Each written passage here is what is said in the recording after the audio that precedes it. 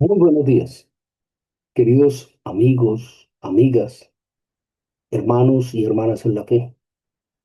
El día de hoy, jueves 25-26 de febrero, continuamos ahondando, estudiando, escudriñando la palabra de Dios.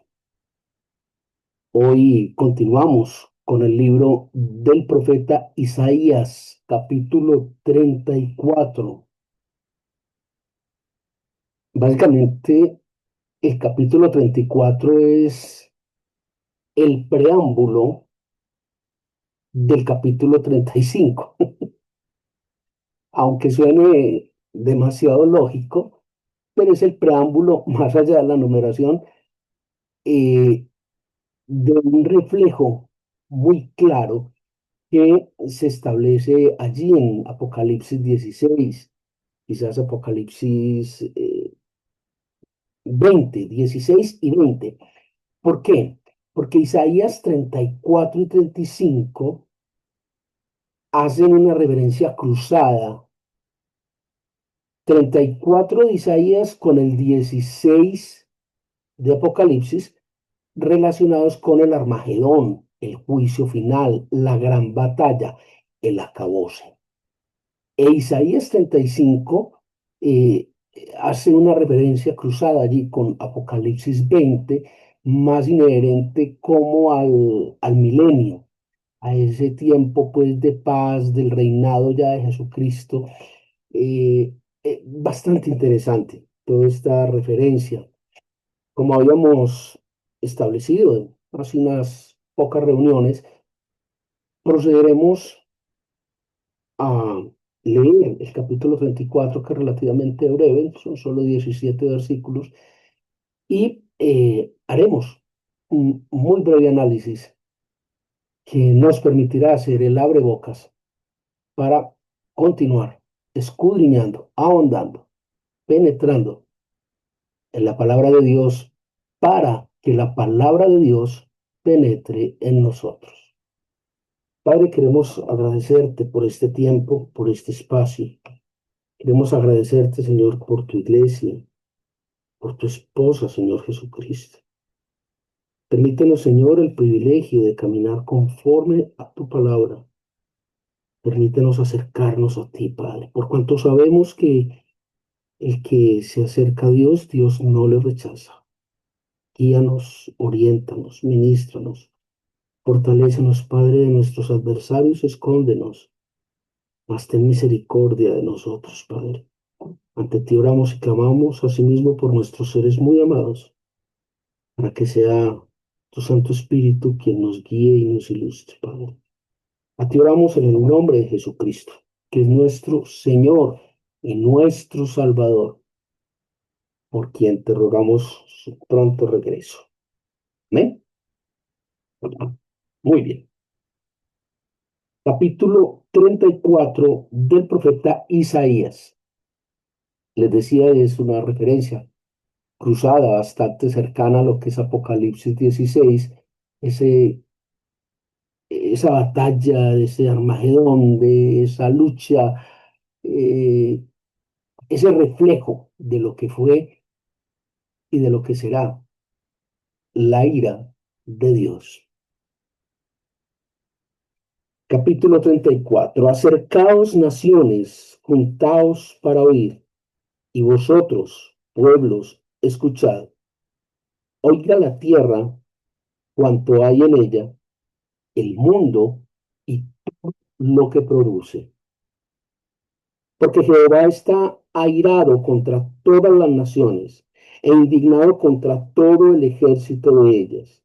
Las destruirá y las entregará al matadero. Y los muertos de ella serán arrojados, y de sus cadáveres se levantará hedor, y los montes se disolverán por la sangre de ellos. Y todo el ejército de los cielos se disolverá, y se enrollarán los cielos como un libro, y caerá todo su ejército, como se cae la hoja de la parra, y como se cae la de la higuera. Porque En los cielos se embriagará mi espada. He aquí que descenderá sobre Edom el juicio y sobre el pueblo de mi anatema. Llena está de sangre la espada de Jehová, engrasada está de grosura, de sangre de corderos y de machos cabríos, de grosura de riñones de carneros, porque Jehová tiene sacrificios en Bosra y grande matanza en tierra de Edom. Y con ellos caerán búfalos y toros con becerros, y su tierra se embriagará de sangre, y su polvo se engrasará de grosura.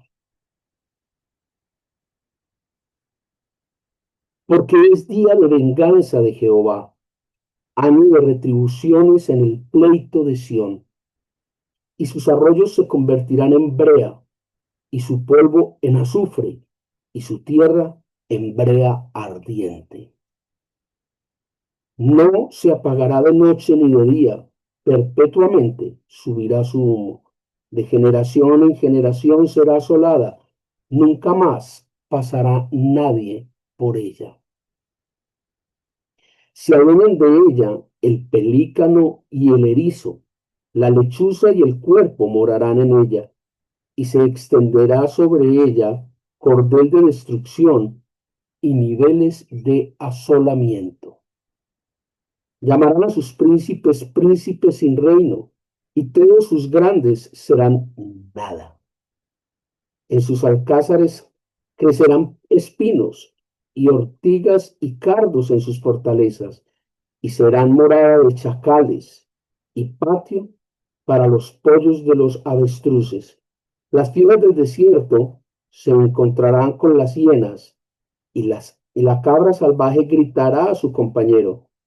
La lechuza también tendrá allí morada y hallará para sí reposo. Allí anidará el búho, pondrá sus huevos y sacará sus pollos y los juntará debajo de sus alas. También se juntarán allí buitres, cada uno con su compañera. Inquirid en el libro de Jehová, leed si faltó alguno de ellos. Ninguno faltó con su compañera, porque su boca mandó y los reunió su mismo espíritu. Y él les echó suertes, y su mano les repartió con cordel. Para siempre la tendrán por heredad. De generación en generación morarán allí.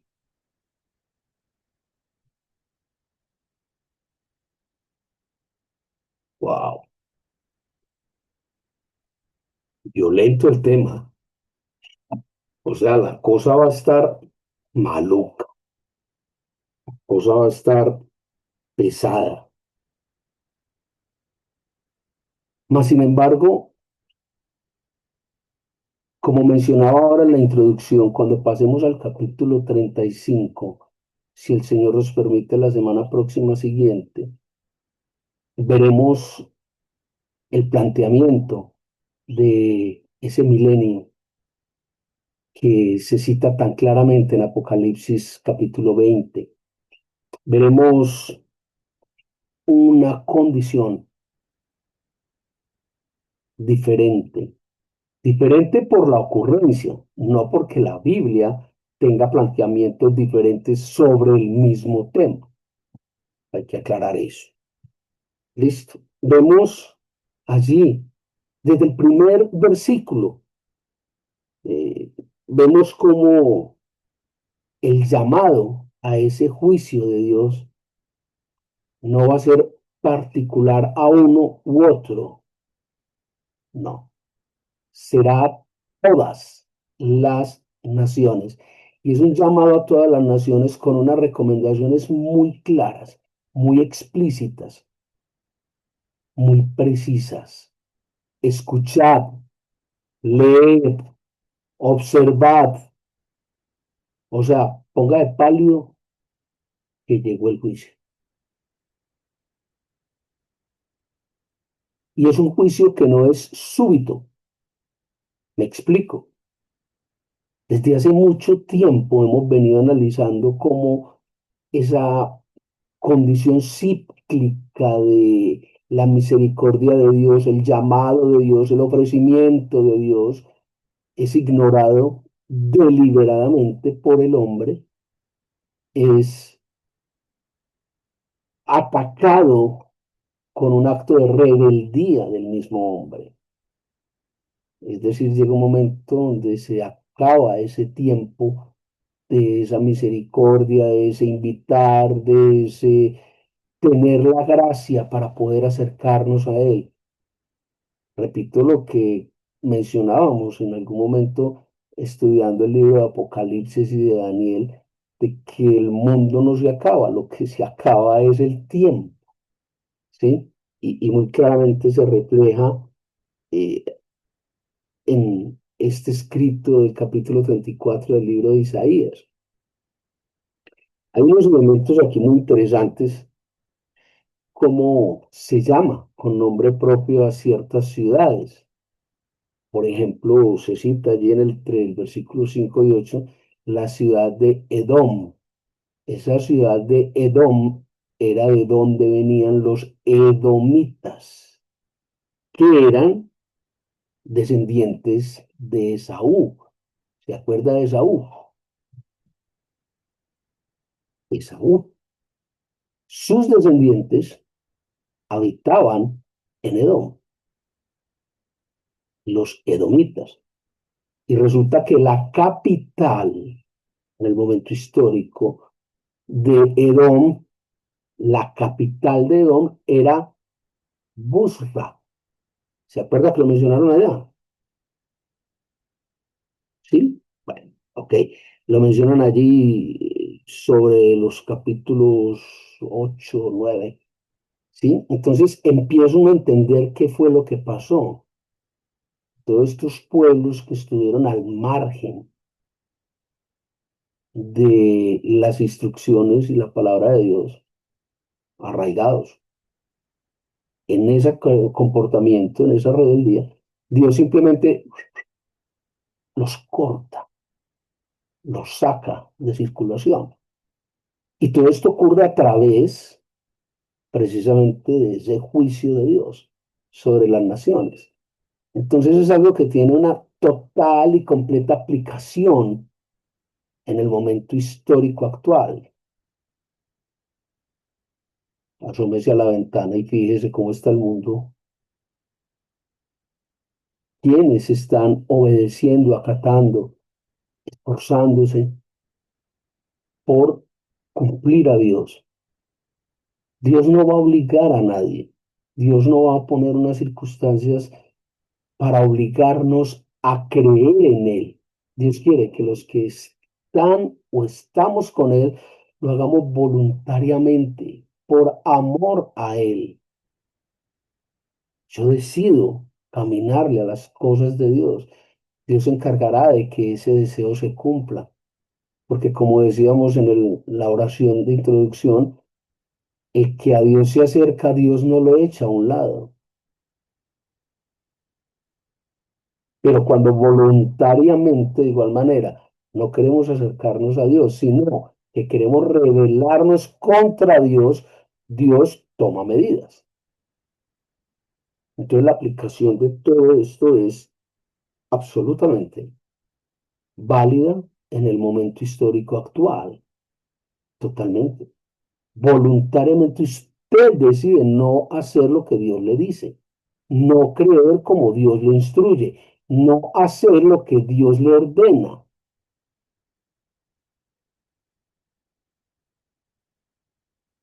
Hay algo en particular sobre esta ciudad de Edom, y es que históricamente la ciudad de Edom quedaba allí cerca, hacia el norte, de la ciudad de Sodoma, cerca de Sodoma y Gomorra. Allí, muy cercano, estaba la ciudad de Edom, o sea, era un sector interesante en su comportamiento hacia Dios. Era una zonita como que llamarían hoy zona caliente, una zona roja, una zona de mucha rebeldía hacia Dios. Recordemos cómo fue destruida la ciudad de Sodoma, la ciudad de Gomorra, y vemos ahora la ciudad de Edom. el país, el reino de Edom, ¿sí? Cuya capital era Bosra. Vemos cómo en tercer lugar se observa la desolación total de la tierra. Vemos cómo va a quedar absolutamente destruido todo después del juicio. Preocupante el tema, muy tremendo. Vemos más allá de eso la importancia de los antecedentes, más allá de del juicio, de la guerra, que como les decía hace un momento no era un evento súbito, vemos esta cordial invitación, vemos esta eh, intención de parte de Dios de acercar a la gente para que escuchen su mensaje. Es algo así como acérquense que les voy a dar otra oportunidad, listo. Hay otra oportunidad, pero acérquense, escuchen, pongan por obra la fe que dicen tener, porque si no hacen eso, todo será arrasado, todo será entregado al matadero. Dice allí, lo vimos en el versículo 2, lo acabamos de leer. Serán entregados al matadero. ¡Wow! Tremendo, tremendo. Y allí se denota más adelante sobre el versículo 6, 7, 8. Se establece unos procesos sacrificiales que parecen ser una referencia cruzada con esos sacrificios que se planteaban en el libro del Éxodo y en el libro del Levítico. El problema es que estos sacrificios de ahora están desconectados de esa intención real, legítima de acercarse a Dios. Se está tomando ese sacrificio como un requisito. Se está tomando como, sí, yo ya sacrifiqué, listo, ya, soy salvo. ¿No? ¿Qué está pasando adentro? ¿Cómo está su corazón y su relación con Dios? Planteamiento este que es bastante distinto a lo que se presenta en algunas congregaciones, en algunas iglesias, donde dicen, bueno, usted ya hizo la oración de fe, entonces ya usted es salvo, ya, vaya, ¿no? Hice la oración, ya, salvo. Mm, la Biblia dice otra cosa, la Biblia dice otra cosa. Entonces esa referencia que se ve allí entre los versículos 6 7 y 8 de esos sacrificios, de esos procesos sacrificiales, entendiéndolos como se planteaban en Levítico y en Éxodo, hombre, quedan cojos, quedan a medias, y tan quedan a medias que dice allí, ese día será el día de la venganza de Jehová. Wow.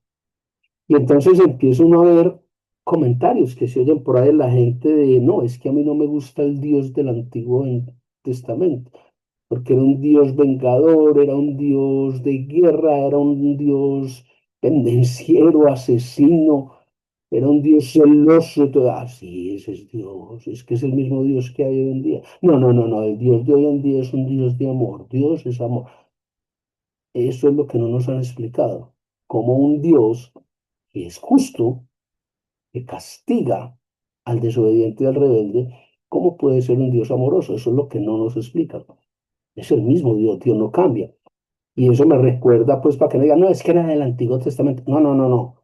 Vamos al Nuevo Testamento. Le invito a que coja el libro de la epístola de Pablo a los Romanos, en el capítulo 12, en el capítulo 12, versículo 19, cuando Dios mismo dice, mía es la venganza, yo pagaré. mía es la venganza. Romanos capítulo 12 versículo 19. Para que no vaya a decir, es que era el Dios del Antiguo Testamento. No, venga, el libro de Romanos es del Nuevo Testamento. De hecho, es el sexto libro, sexto, séptimo libro del Nuevo Testamento. ¿Sí? Mateo, Marcos, Lucas, Juan, Hechos de los Apóstoles, epístola de Pablo a los Romanos. Entonces, miremos cómo hay una cantidad de condiciones previas que llevan a esa venganza, al día de la venganza de Dios, por la desobediencia y la rebeldía que se habían hecho manifiestas por parte de estos pueblos y que hoy en día sigue siendo absolutamente latente, sigue siendo absolutamente aplicable, válida, hoy en día sigue siendo reflejada.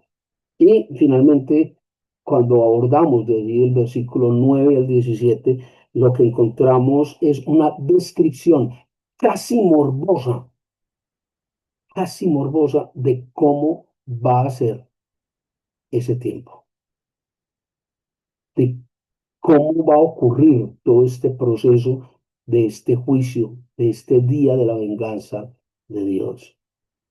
Y describen cosas tan tremendas como que los arroyos se convertirán en brea, ¿no? Alquitrán al 100, pues es una cosa impresionante. Los arroyos se convertirán en brea. El polvo, lo que hay en el ambiente, ya no va a ser polvo, será azufre. Imagínense uno respirando azufre, pues claro, muy impresionante. Dice allí que las calles serán brea hirviendo y que esto va a ser así por generación tras generación. Pero termina de una manera muy bonita, muy hermosa allí, como el versículo 15 al 19, al 17, tal vez un poco antes, donde habla de que la lechuza, la gaviota, de que una cantidad de animales, Dios va a hacer un nuevo pacto, va a hacer un pacto y va a amarrarlos con una cinta y nunca se separarán de su mano. Una cosa extraordinaria. Empezamos a ver ya el preámbulo de lo que será ese capítulo 35, ese milenio, esa referencia con Apocalipsis 20. Eh, Cuando se hace esta descripción, le reitero, pues a mi modo de ver bastante eh, morbosa, diría yo, bastante detallada, bastante explícita, vemos que hay una descripción muy similar allí sobre Apocalipsis 14, sobre Apocalipsis 19, capítulos 14, capítulo 19, donde se describe una condición muy similar. Péguele una leída. Si no le gusta leer, que muy respetable, mire las charlas que hemos tenido en esta congregación, mire las explicaciones sobre Apocalipsis que están en este mismo canal. Le invito a que mire y saque sus propias conclusiones sobre el juicio de Dios, sobre la condición que rodea este juicio y sobre cuál es la oportunidad que Dios nos da cada día previo al día de la venganza de Dios. Que el Señor nos guarde, que el Señor nos ministre y nos ilumine en cada momento de nuestras vidas. Chao.